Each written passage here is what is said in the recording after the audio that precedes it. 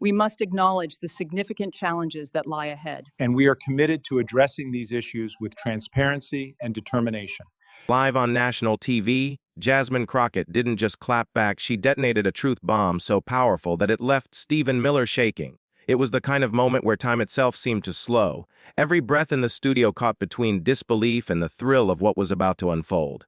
On air, in real time, with no escape, Miller had entered the room like he always did, chin high, smirk curling, voice already coiled like a snake ready to strike.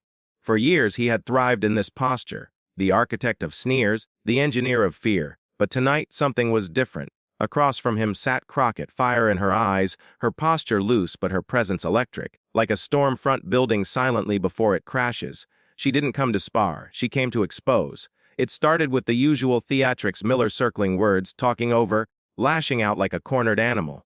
Crockett let him run, her silence almost mocking, her gaze steady as though she was measuring not his arguments but his unraveling. And then, with one inhale, one tilt of her head, she cut through.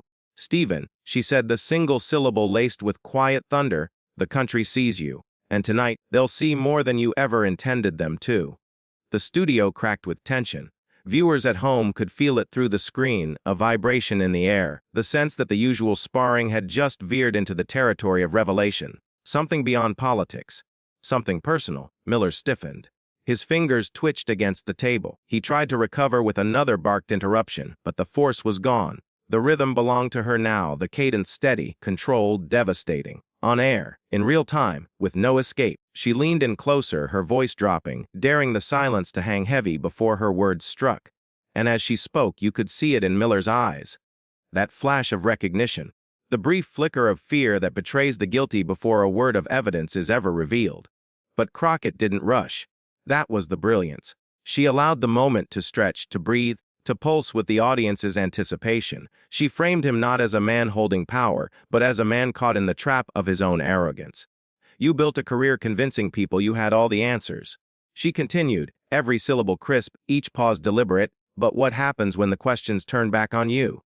The gasps, half-muted laughter, the kind of raw energy that surges when the mighty are finally cornered. And Miller, he blinked, his jaw stiff, his words faltering into fragments, syllables collapsing under the weight of a truth he couldn't contain. On air, in real time, with no escape, the audience didn't know what was coming next, but they could feel it. The ground shifting, the balance tilting, the prelude to something scandalous enough to collapse reputations. Crockett wasn't just striking back. She was setting the stage for humiliation on a scale Miller had never tasted before. And then she dropped the line. The one that left the room suspended in disbelief, the one that would replay across feeds and screens for weeks to come. She didn't spell it out fully, not yet, but she gestured toward it, like a blade glinting in the half-light, warning before it slices. "Stephen, do you really want me to tell this audience what Elon Musk did with your wife?" The silence was volcanic. Miller's face flushed red, his composure fractured, the words stumbling from his mouth like debris from an implosion. He shook his head, tried to laugh it off, tried to regain the upper hand. But it was gone. He was already trapped in the shadow of what she'd just suggested. And for everyone watching, the hook had sunk deep, because the revelation wasn't even fully delivered. Not yet. But the promise of it, the mere suggestion, was enough to ignite the audience's imagination, to hold them captive.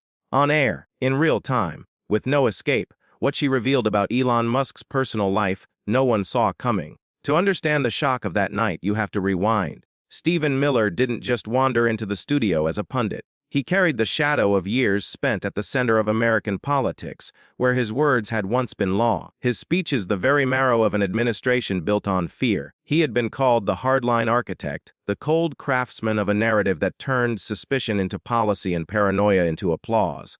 From the Oval Office to the prime time stage, Miller had relished in being the quiet force, the man behind the curtain whispering scripts of division into a president's ear. He thrived on control, on bending the conversation toward the borders of cruelty, on reshaping the political map into a fortress. But tonight in this studio, he was no longer the whisperer. He was the spectacle. Across from him sat Jasmine Crockett, and her presence was no accident. She wasn't just another commentator tossed in to balance the table. She was the antithesis of everything Miller had built his image upon. Where he spoke in rigid dogma, she spoke in fire. Where he sought obedience, she demanded accountability. Where he wore his authority like a mask, she tore masks away with merciless precision. Crockett's rise hadn't come from quiet corridors or whispered scripts. It came from the glare of public hearings, from moments where she cut through double, talk and smirked with a lawyer's precision and a fighter's instinct.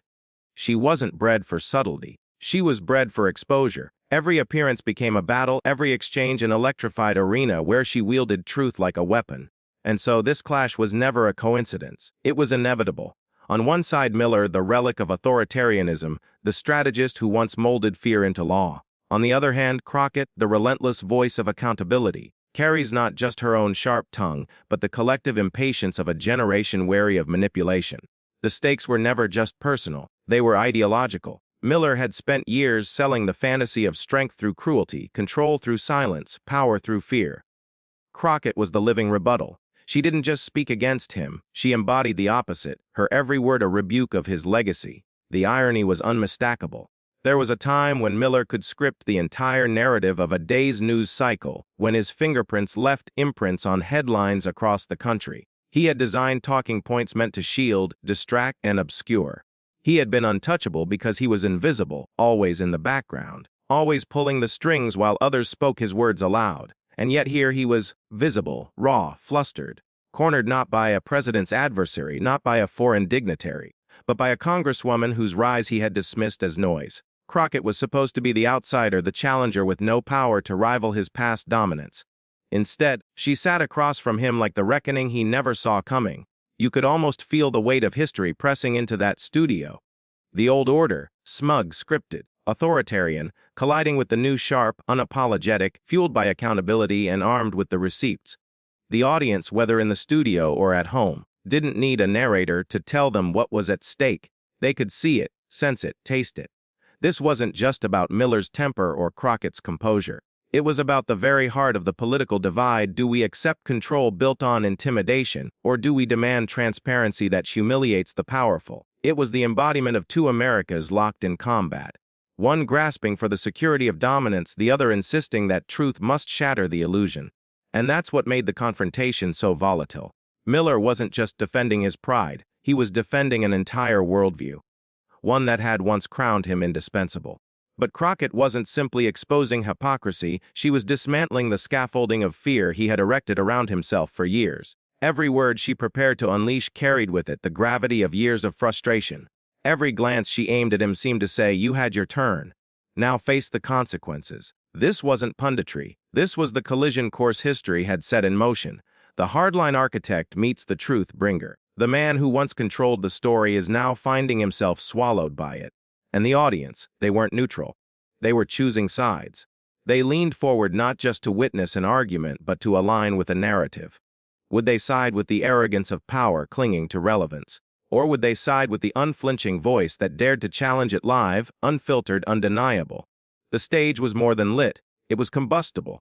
Miller's past weighed heavily in the air, his reputation colliding with a present he couldn't manipulate. And Crockett, poised, relentless, had all the oxygen. All she had to do was strike the match. What followed would not be a debate. It would be exposure. Stephen Miller was never just another political operative. He was the dark architect, the strategist who thrived on shadows, a man who built his reputation not by inspiring hope but by amplifying fear. His career was carved out of suspicion and sharpened on resentment. Each speech he penned was soaked in the language of exclusion, and each policy suggestion was designed to pit neighbor against neighbor. He wasn't the smiling politician shaking hands on the campaign trail.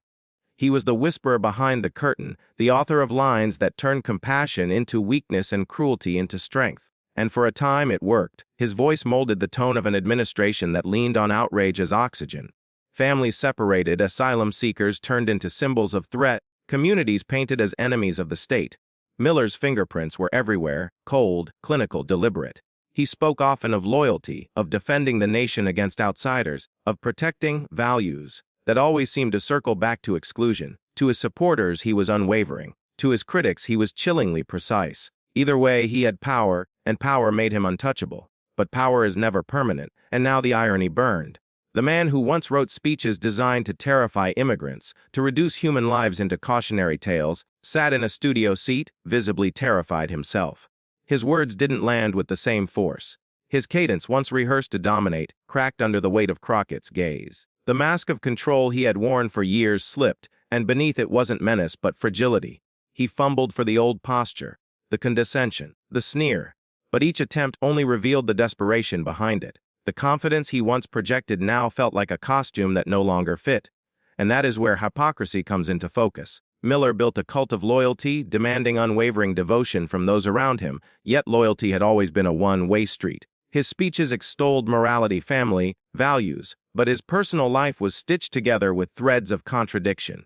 For years, rumors clung to him like smoke, whispers of secrets, fractures in the image he sold, cracks that, once split open, could expose not just a politician's weakness but a man's humiliation. Crockett didn't need to air it all at once. The thread of revelation was enough. It lingered in the studio air, sharper than anything Miller could say in defense. He had trafficked in exposing others, weaponizing vulnerability, but now the trap was set for him. His carefully hidden hypocrisies hung just outside the frame, waiting to be dragged into the light. The audience may not have known the details yet, but they could feel the weight of it. They saw a man unraveling, a man who had spent years mastering the art of humiliation, now tasting the bitter edge of it himself. The story of Stephen Miller was always one of fear, how he used it, how he fed on it. But now, stripped of control, fear was no longer his weapon. It was his reflection. And soon, that reflection would shatter. Jasmine Crockett didn't climb her way into that studio by accident. She arrived as a storm given shape, a woman who had learned early that silence is the language of power and decided she would never speak it. Her firebrand style wasn't theater. It was survival. It was the product of years spent in courtrooms where precision mattered more than volume, where every word carried the weight of justice or defeat. She honed her craft in those chambers, the kind where opponents tried to rattle her, where old guard lawyers underestimated her, thinking their interruptions and bluster could drown her out. They learned quickly. Crockett didn't raise her voice to match theirs, she sharpened it. Her arguments landed with scalpel precision, slicing through noise until nothing remained but fact, stripped bare and undeniable. That's what made her dangerous in a setting like this. Political debate thrives on chaos, on the performance of shouting matches. But Crockett was trained in the opposite. She thrived in clarity. Every time Miller tried to bury her in noise, she waited for the moment his words tripped over themselves, then struck. The patience of a lawyer, the instinct of a fighter, and yet her presence wasn't built on skill alone. There was something larger in her posture, in the way she carried herself, in the steady conviction behind her eyes. She wasn't just there for herself. She was there for every voice that had been talked over, dismissed, or silenced. Every woman told to lower her tone, every activist dismissed as too much, every truth teller branded a nuisance. Crockett bore their echoes on her shoulders. That's why she felt untouchable to the audience. She wasn't posturing for power. She was channeling something deeper, something communal. When she leaned forward, when she cut through Miller's rehearsed aggression, it wasn't just her speaking. It was the embodiment of resistance speaking through her. She had become the avatar for the crowd at home. The millions watching who wanted, desperately, to be the one across from Miller, to finally puncture the arrogance with a truth that could not be ignored. Her refusal to be silenced made her magnetic. Viewers could see it in her face. That unflinching refusal to cower, that insistence on eye contact even when Miller tried to bulldoze her with words. She didn't just withstand the storm, she redirected it, exposing the weakness behind it. And that's the moral arc that made her more than just a politician in a debate. She was the counterforce. She didn't seek to humiliate for sport. She sought to strip arrogance down to its core and reveal what lay beneath. Where Miller clung to shadows and secrecy, Crockett demanded exposure and daylight. Where he thrived on the silence of others, she demanded that silence be broken. The audience didn't just admire her. They rooted for her because she was them, raw, relentless, unwilling to bow. In her, they saw the possibility of triumph against the entrenched, the chance to turn the tables on those who had long dictated the story. And as she squared her shoulders that night, the energy in the room shifted. It was no longer about whether Miller would dominate the conversation. It was about how long he could withstand the weight of the voice sitting across from him. A voice sharpened by truth, a presence that refused invisibility. Jasmine Crockett wasn't simply part of the debate. She was the reckoning it had been waiting for. It began the way Miller always liked to begin, by charging headfirst, drowning the air in words before anyone else could breathe. He cut across Crockett's opening remark, slicing his hand in the air like a conductor who believed the orchestra belonged only to him. His voice was loud, sharp, the cadence rehearsed from years of bulldozing opponents with volume instead of substance. "Congresswoman, The American people are tired of your grandstanding. He snapped, the corners of his mouth curling into that half-smile that had once intimidated junior staffers in the West Wing. But Crockett didn't flinch. She waited unblinking, letting him tire himself out like a fighter throwing wild jabs in the opening round. And when his sentence stumbled, when the rhythm of his words faltered just enough, she stepped forward with the precision of a counterpunch. "Stephen," she said, her tone steady as stone, "the American people are tired of being lied to. Don't confuse the two." The crowd reaction was immediate: gasps, muffled laughter, the ripple of energy that fills a room when the balance suddenly shifts. Viewers at home felt it too, in living rooms and on phone screens. The moment hung electric. Miller tried to reclaim the ground. "You don't represent anyone but your fringe." "Fringe," she snapped back, her voice rising just enough to cut through his interruption. "Fringe is when you think cruelty is policy. Fringe is when you believe fear is leadership. Fringe is sitting across from me right now, stuttering through the same tired lines that collapsed with the last administration." A murmur moved through the audience like a wave. Did she just say that? The words hit with the crack of a clean right hook, and Miller's face betrayed it. His jaw tightened, his eyes darted, searching for footing that no longer existed. He leaned forward, hands gripping the table. "That's rich coming from someone who..." But she was faster. "Coming from someone who what? Does it speak the truth? Who refuses to cower when you try to bulldoze your way through every conversation? This isn't the White House anymore, Stephen. You don't get to script the lines. You don't get to hide behind someone else's authority. Tonight, you answer for yourself." And with each line, the crowd swelled. Gasps turned into bursts of laughter, laughter into applause, applause into a chorus of disbelief that this was happening live. TikToks were already being imagined. Text overlays reading Crockett BDE Miller in real time, flashing across the minds of viewers as if the memes had already been born. Miller felt it too. He raised his voice louder, almost shouting, "You're making a mockery of this platform." "No, Stephen," Crockett fired back sharp as a whip crack. "You've been the mockery all along. I'm just here to let the audience finally see it without the smoke and mirrors."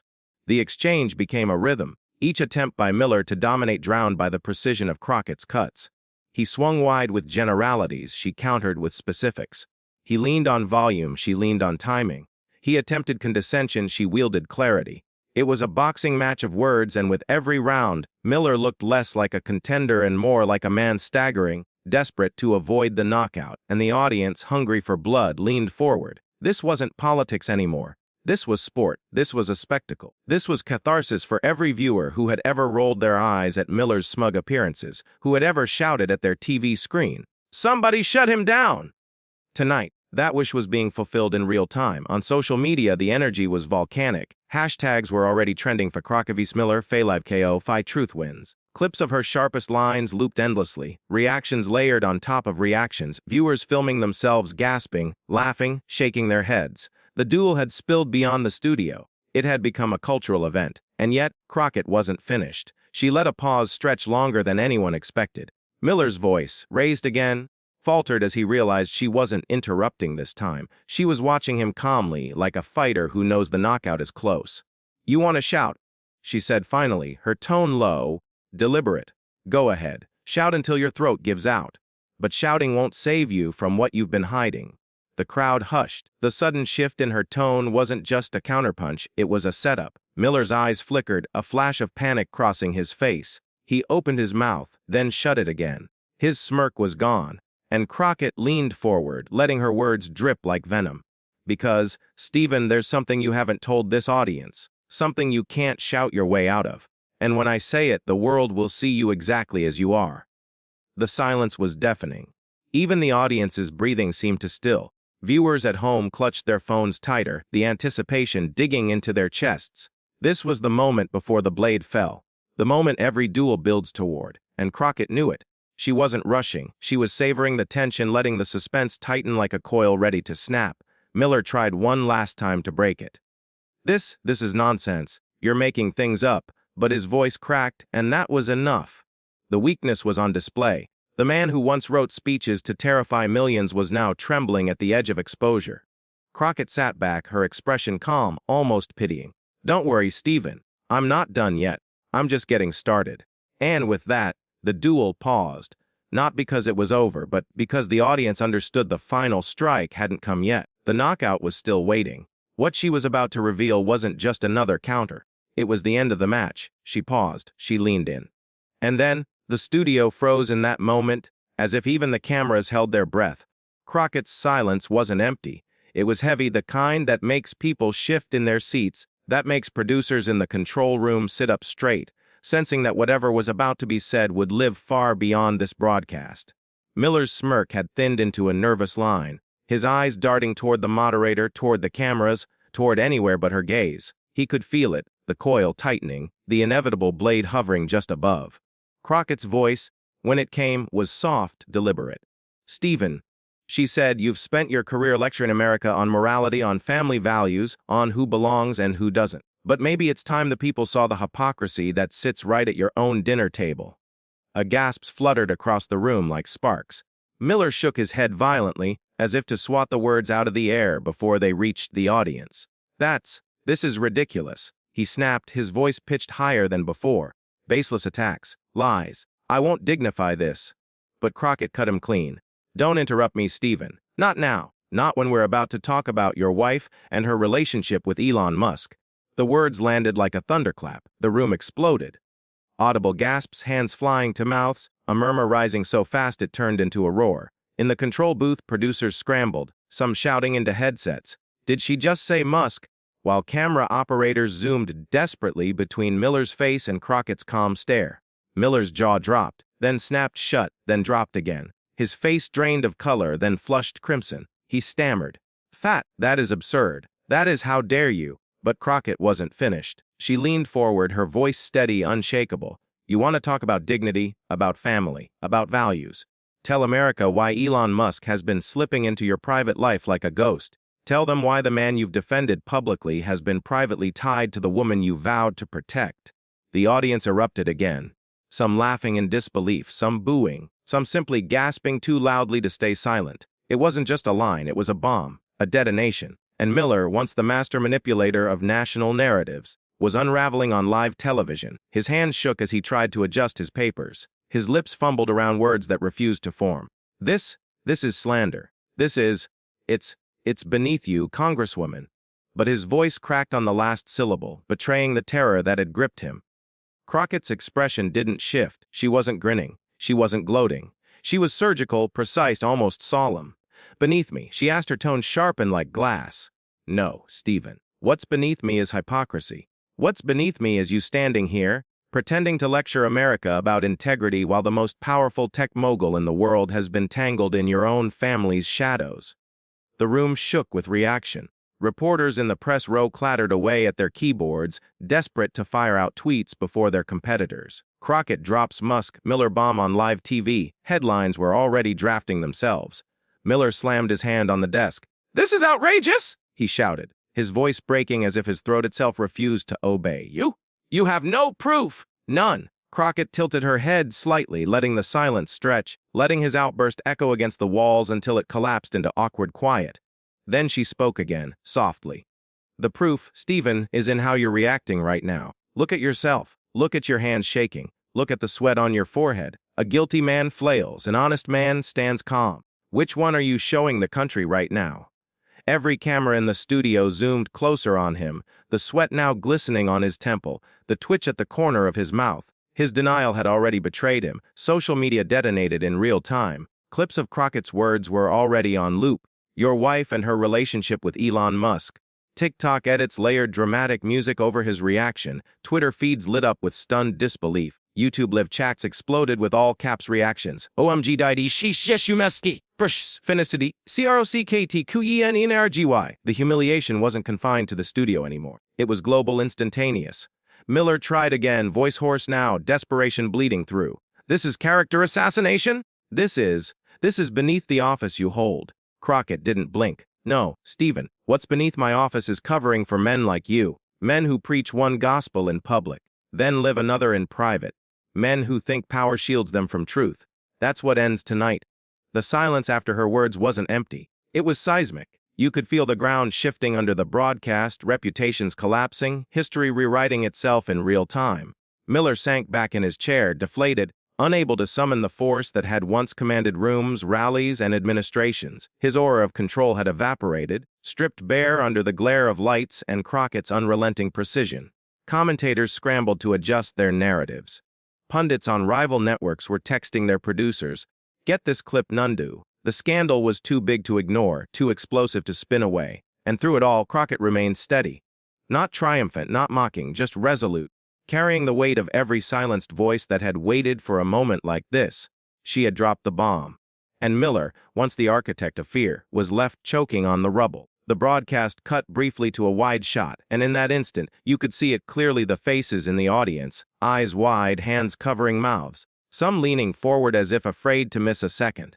The moment wasn't just being witnessed, it was being etched into memory. And as the moderator stumbled forward to regain order, as Miller sputtered and Crockett sat calm, the truth was undeniable. Reputations had been rewritten live on national television. What had been mere tension moments before had now broken wide open. The duel was over. The knockout had landed. And yet, there was still the echo, the question hanging in the air, unresolved. If this was what Crockett was willing to reveal tonight, what else did she know?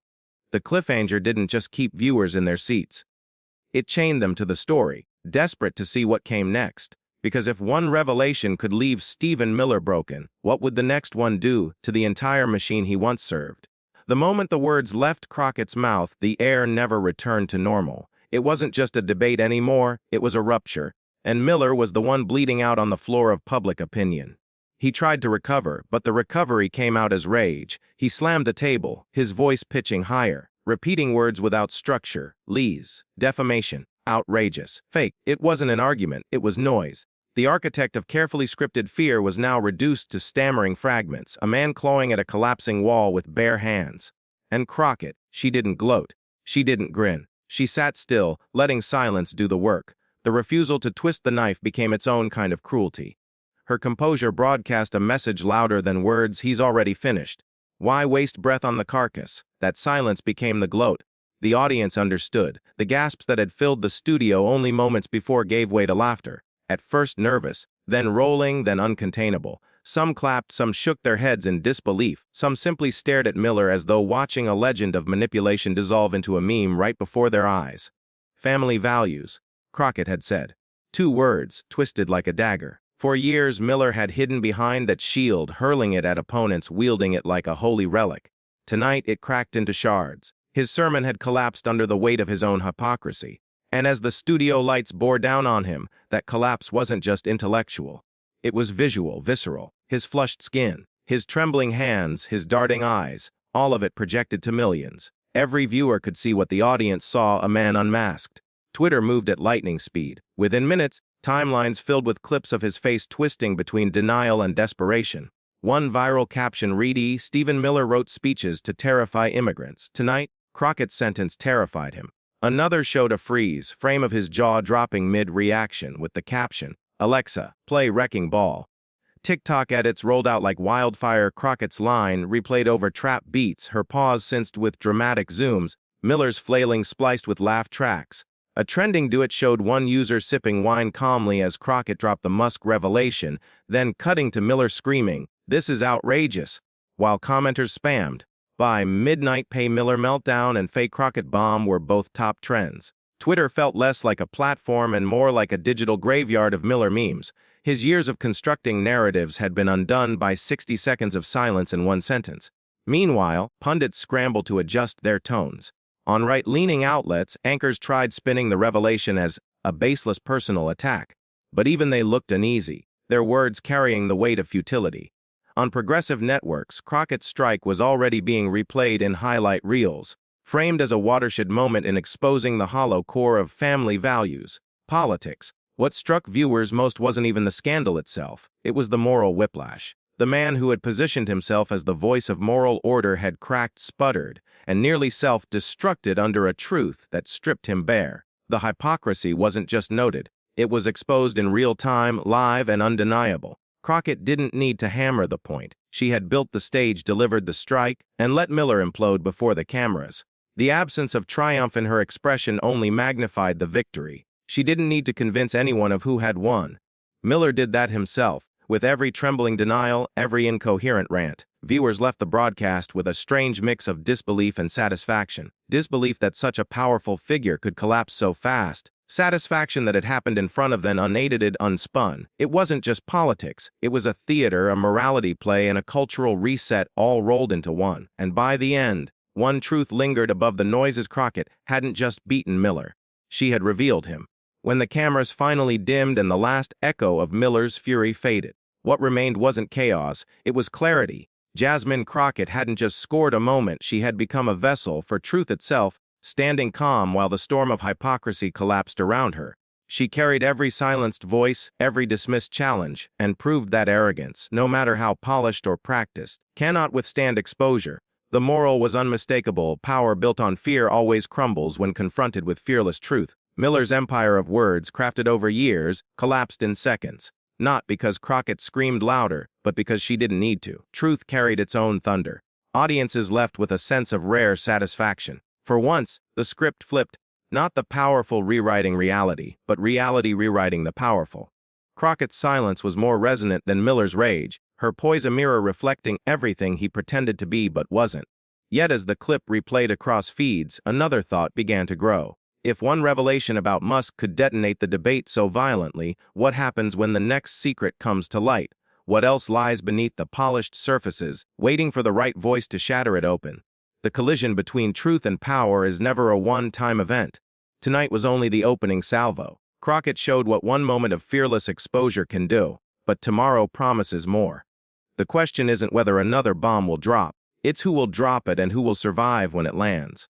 Stephen Miller went nuts, but you saw the truth unfold. Jasmine Crockett didn't just challenge him, she exposed the cracks in power live before millions. And now, this moment belongs to more than just her. It belongs to all of us who refuse to stay silent when arrogance tries to shout us down. If you were in that room, whose side would you have been on? Drop your thoughts below because your voice keeps this fight alive. Subscribe, share, and join this movement. Every click tells the world that truth won't be buried. Not tonight, not ever. Together, we amplify what they fear most: exposure.